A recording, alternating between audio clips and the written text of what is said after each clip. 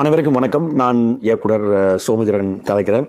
ஒரு ஈழத்து இயக்குனர் 100 வருஷம் தமிழ் சினிமாவில் ஒரு ஈழத்து கதையை இப்போ தான் பண்ணுறதுக்கான ஒரு வாய்ப்பு கிடைச்சிருக்கு.